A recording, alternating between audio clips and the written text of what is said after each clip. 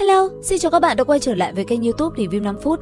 Ở cuối tập 133, sau khi Diệp Phàm trở về Khương gia, anh ấy phát hiện vạn vật mậu khí đỉnh của mình bị người khác lấy đi thì liền lên kế hoạch. Thời gian qua đi, không lâu sau, ở trên một đỉnh núi, chỉ thấy thân ảnh ba người Diệp Phàm, Lý Hắc Thủy và Khương Hoài Nhân đang đứng bàn bạc. Trò chuyện một hồi, sau đó Diệp Phàm cũng liền tiến lên hành động. Chỉ trong nháy mắt, theo bàn tay Diệp Phàm kết ấn, từng ký tự vàng rực bay ra. Rất nhanh, khi những ký tự này bay ra, nó liền hướng về ngọn núi nơi ẩn giấu vạn vật mậu khí đỉnh ở đó, đây chính là thân niệm mà Diệp Phàm lưu lại. Tiếp theo, khi đã xác định được vị trí, Diệp Phàm cùng mọi người cũng liền phóng người bay nhanh về phía xa. Nháy mắt, ba người đã dừng lại trước một ngọn núi, ở giữa ngọn núi này cất giấu một tòa tháp, xung quanh nước chảy, cảnh vật vô cùng hoành tráng. Khi anh ấy vừa tới, lão già đang cất giữ mậu khí đỉnh liền xuất hiện đứng trên đỉnh tháp. Sau đó, một cuộc võ mồm giữa hai bên liền diễn ra. Một lát sau, chỉ thấy Diệp Phàm đã không muốn đấu khẩu nữa, anh ấy trực tiếp ra tay. Nhất thời, ấn ký ở giữa trán sáng lên. Ngay sau đó, theo bàn tay Diệp Phàm khẽ động, từng ký tự phù văn đã liền hóa lớn rồi bay thẳng về phía tòa tháp kia. Đồng thời, trên miệng Diệp Phàm hô lớn nói: "Hôm nay chúng ta đến đây chỉ lấy đỉnh." Dứt lời, bàn tay đánh mạnh, phù văn trên tay tỏa sáng. Tích tắc sau, ở trên tòa tháp kia, ánh vàng kinh người đã liền trào dâng, rồi nâng mạnh tòa tháp kia lên cao, rung động ầm ầm bạo phát. Ngay lập tức, rung động làm cho lão già của Khương gia kia hoảng hốt. Thế nhưng, trước phù văn đang nâng bổng tháp của mình lên, lão không thể làm gì. Tức giận, lão ta gầm lên hét lớn. Ngay sau đó, lão lao về phía Diệp Phàm và công kích anh ấy. Một cuộc chiến khốc liệt cũng liền diễn ra. Chỉ trong nháy mắt, hai người đã va chạm vào nhau hàng chục lần. Tuy nhiên, lão già kia lại không phải là đối thủ của Diệp Phàm. Bởi vậy mà sau chiến một hồi, lão ta đã bị đánh bay. Đến đây, lão ta tức giận nói: liên kết với hai đại sát thủ thần triều tấn công, Diệp Phàm chắc chắn sẽ phải bỏ mạng. Dứt lời, chỉ thấy tín hiệu lập tức được gửi đi, sát thủ thần triều lập tức xuất hiện. Chớp mắt, mấy thân ảnh hư ảnh nữ nhân bịt mặt đã lao về phía Diệp Phàm và công kích anh ấy. Cứ thế, một màn giao chiến diễn ra. Chỉ trong tích tắc, hai bên đã dùng ra pháp khí mà chiến, những tiếng len keng va chạm không ngừng vang dội giữa không trung. Trước tình thế bị vây công, Diệp Phàm quá bình tĩnh, chỉ tung ra vài pháp bảo. Là những chiếc vòng, anh ấy đã liền đập bay mấy tên tôm tép.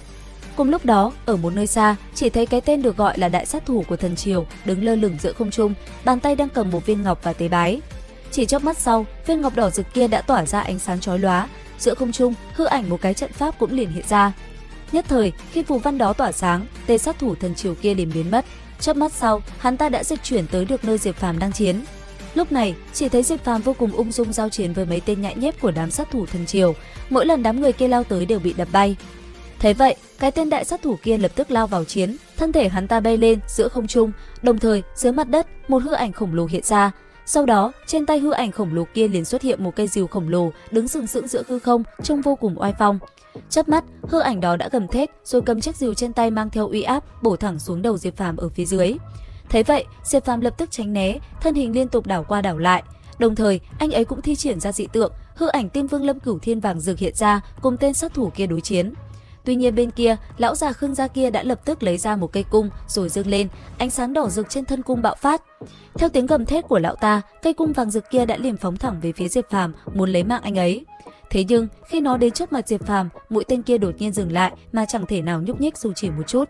Chỉ thấy trước mặt Diệp Phàm, hư ảnh Tiên Vương Lâm Cửu Thiên cùng màn chắn trên tay biến mất rồi dung nhập vào cơ thể Diệp Phàm. Ngay sau đó, chỉ đập nhẹ tay, mũi tên trước mắt anh ấy liền tan biến, khiến hai tên kia kinh ngạc cùng sợ hãi chẳng nói thành lời. Chưa hết, ngay sau khoảnh khắc ấy, vạn vật mậu khí đỉnh đã liền bay ra, rồi hóa khổng lồ, tích tắc nó đã ầm ầm chụp xuống đỉnh đầu của lão già kia. Thấy thế, lão già kia sợ hãi cố gắng bỏ chạy. Đáng tiếc, lão già đó vẫn không thể chạy được, thân thể bị nhốt trong vạn vật mậu khí đỉnh. Tuy nhiên, cái tên sát thủ kia đã ngay lập tức hành động, dị tượng trên người hắn bạo phát, lập tức bao phủ nơi đây, biến toàn bộ đất trời thành một màu đỏ rực. Đồng thời, phù văn kinh người cũng liền vây nhốt Diệp Phàm và mọi người ở bên trong. Thấy thế, Diệp Phàm lập tức thi triển ra dị tượng Tiên Vương Lâm Cửu Thiên. Nhất thời, không trung hư ảnh vàng rực cầm trên tay một cây búa hiện ra. Sau đó, Diệp Phàm quát lớn nói: "Xin lỗi nhá, ta chuẩn bị tiễn tất cả các ngươi lên đường đây." Lời vừa dứt, một cái búa lớn đã liền bổ về phía từng đối thủ. Chỉ trong nháy mắt, Diệp Phàm bạo phát thực lực mạnh mẽ, từng tiếng gầm thét vang trời không ngừng tỏa ra khắp nơi này. Cứ như thế, đại chiến kinh khủng khiếp diễn ra, đến cuối cùng, Diệp Phàm cũng đập tan được đối thủ. Đến đây thì hết tập 134, liệu rằng tập 135 sẽ có gì hấp dẫn? Theo dõi kênh YouTube Review 5 phút để biết thêm chi tiết. Xin chào và hẹn gặp lại!